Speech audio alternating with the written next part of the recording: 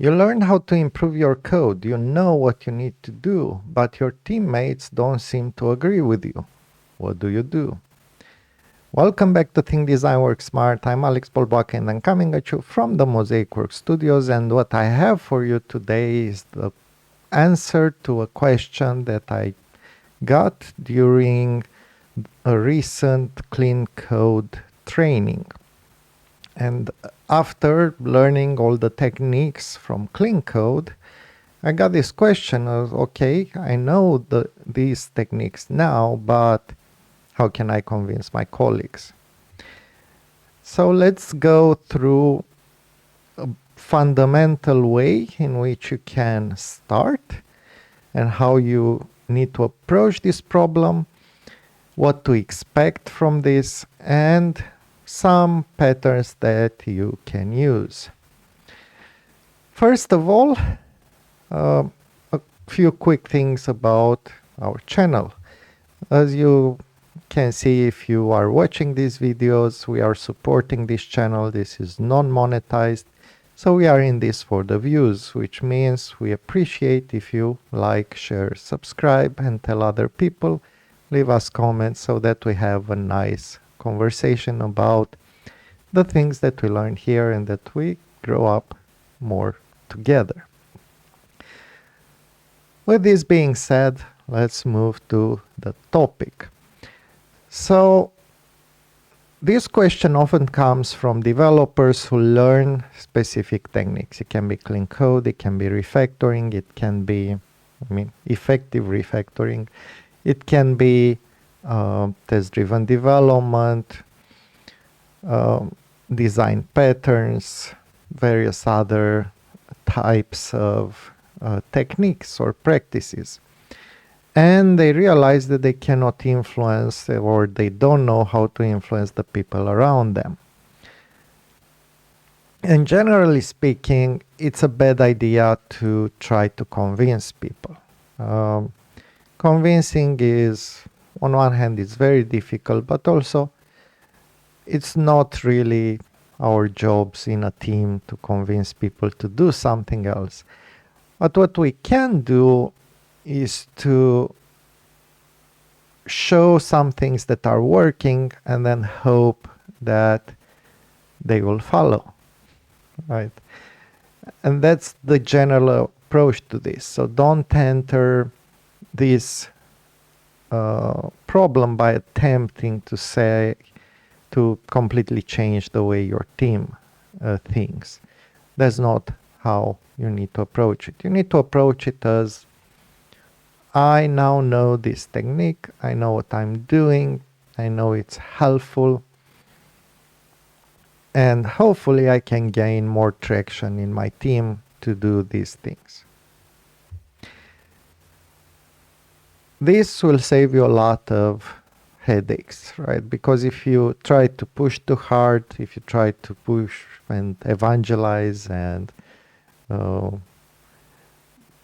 try to convince people by telling them again and again and again, this is a good idea, and they don't see it, you will just create more tension, and it's not helpful. So instead, what you can do, and this is particularly focused on developers who have no authority, so they are not leaders.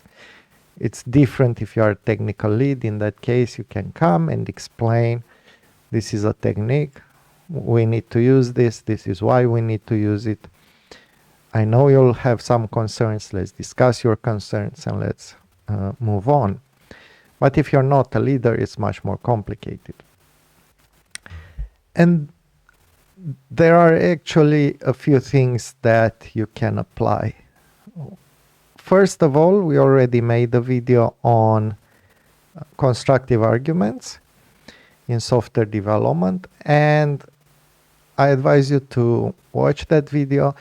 Fundamentally, what you need to do is to separate what is subjective from what is objective and be very clear on the distinction. So whenever you talk about code, about practices, about techniques, you separate the code from the person, you look at the code, and you discuss objective things like coupling, cohesion, changeability, and you do not focus on the subjective things, which are things like maybe I like a certain code construct, maybe I don't like it, maybe.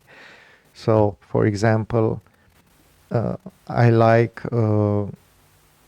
the question mark operator for initializing data, or for returning values. But some people don't, and it's absolutely fine. I'm not gonna discuss a lot longer about that. So there are things that are objective that you should be aligned on, like we want to write code that has fewer bugs, we want to write code that is easy to change, we want to write code that where we can add features faster. Those are things that you should be able to start from. And we know that certain things help. We know that low coupling, high cohesion helps. We know that naming helps. We know that tests help with all these desirable outcomes. So if we know that, we can start a conversation from here and discuss the details of the code. And part of constructive conversations is also to involve the skeptics, because skeptics will tell you things that won't work, and they are great. You don't want people who say no just because they love saying no, but you do want people who say, okay, that doesn't work because X and Y and Z, and then you can discuss the details. So you need to perfect the way you discuss, and that's constructive arguments. You can watch that video on our channel. And now let's look at the second part of the approach, which is use patterns from Fearless Change and More Fearless Change. These are two books written by Linda Rising in collaboration with other co-authors. We have an interview with Linda Rising, a really amazing interview with her on this channel, so you can watch that as well. The core idea about Fearless Change, More Fearless Change is that these are books of patterns, like the design patterns. They are coming from the same community as the design patterns, but they are focused on change patterns. And what are some things that you can apply?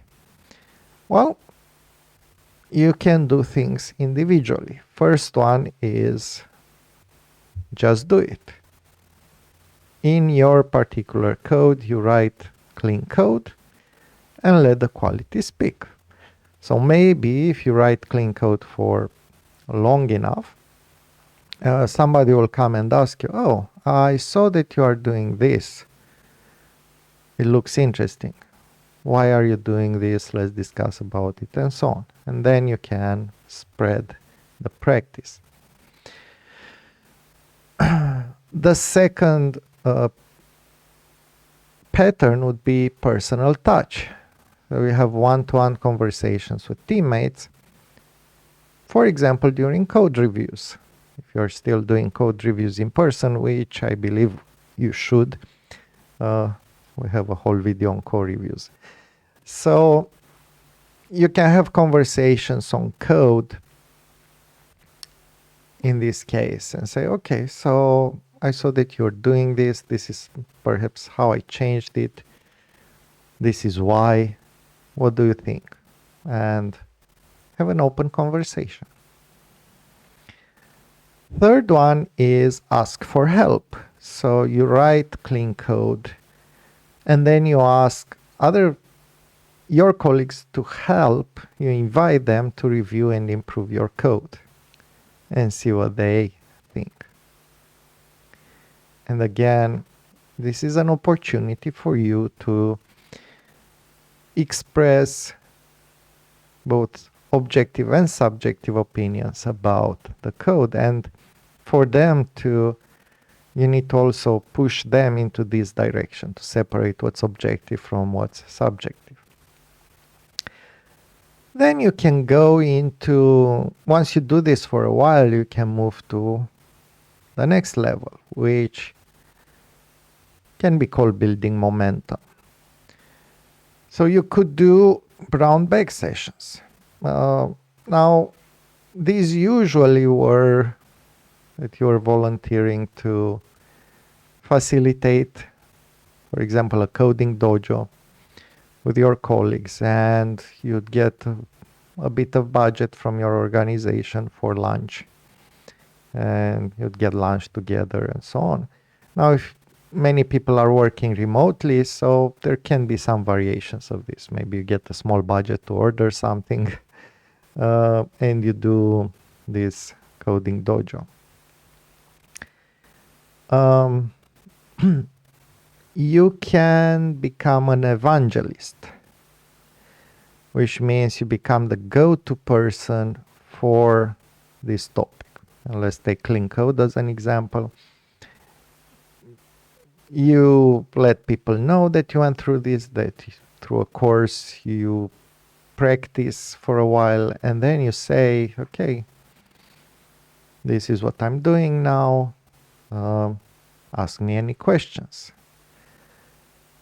So become the go-to person, and again, people might start asking you, especially after they've seen some of your code and they liked it.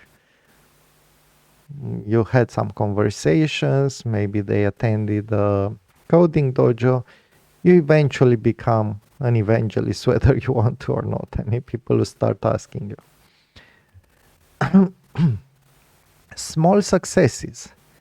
Another one, another pattern that you can apply, which could be you take a real problem, a real objective problem. So for example, there is a long function that you keep modifying and you keep introducing bugs. And by you, I mean your team.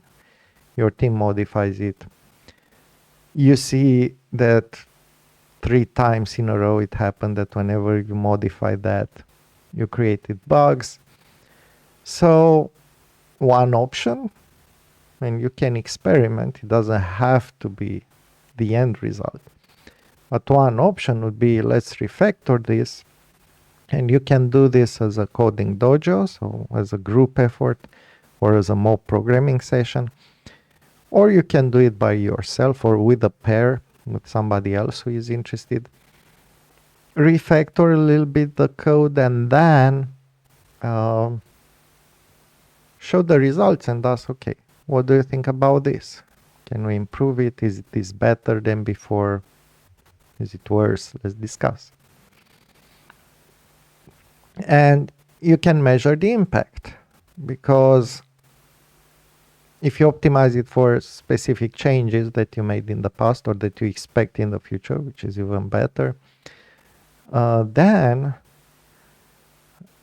people will be amazed that they are able to change that code, which was very painful, but now they can change it much easier, much faster, with less risks. And you don't introduce bugs, you don't create new problems, it works. And another thing you can do is plant the seeds. So you could have a list of resources on hand, articles, videos, and when people are discussing in your team about something, we have this problem in code, I don't know how to fix it, or we keep having this, we keep seeing that. You could just casually mention, so maybe we need to do X. We need to remove primitive obsession. Maybe we need to remove nulls and use a null object pattern. There are all kinds of things that you can casually mention. Then there is a third tier, which is gaining allies. And here, a very, very good idea is to engage the champion skeptic. So find the person who is willing to discuss with you honestly about that approach, but not just because they want to say no, because they have genuine concerns. And if you can alleviate their concerns, maybe adjust your position a little bit, negotiate, then you can end up with a very strong ally, because the team knows who is the skeptic. So if they see that the skeptic has changed their opinion, then the whole team is more likely to change their opinion. You can also do the early adopter, so find and collaborate with natural allies. Usually in a team, you'll find 1, 2, 3 more people who are interested in this. You start collaborating with those, you start programming, and maybe at some point, some people will be curious and say, oh, what are you doing there? I saw that you are doing something. And they are curious, and then you engage them and throw the seeds and so on. And another option is token. Get a small official recognition, which can happen even just in retros. So maybe you look through the code written by your colleagues, and when you see code that approaches clean code, you praise them in retrospective and you say, oh, I saw this piece of code. I like it. It's really well written. Great. Good job, X. And in this case, you try to encourage certain behaviors from your colleagues. And of course, it needs to be genuine. So you're not looking to manipulate people. You're looking to just give an honest opinion. But if that particular piece of code happens to match with what you want, then of course praise it. It's really a good habit to have. So these are a few things that you can do in order to help your team navigate towards clean code or unit testing or refactoring or design patterns or better design or solid principles or test-driven development. It applies to any kind of design or development practice that you learn and you want to apply, and you want your team to start, or you prefer your team to start applying. But remember, this has to be incremental. You have to have patience. Usually in the beginning it's much slower, but if you manage to create enough momentum, then you'll see that eventually almost the whole team will be on board, and that's really great. When you get there, it's really great. So what do you think about all this? Let us know in the comment. Like, share, subscribe, tell other people about this channel, and let us know what issues you have, what would you like to adopt, what are you arguing about with your teams? Let us know in the comments. Thank you kindly for the view, and until next time, remember to think, design, and work smart. See you next Saturday.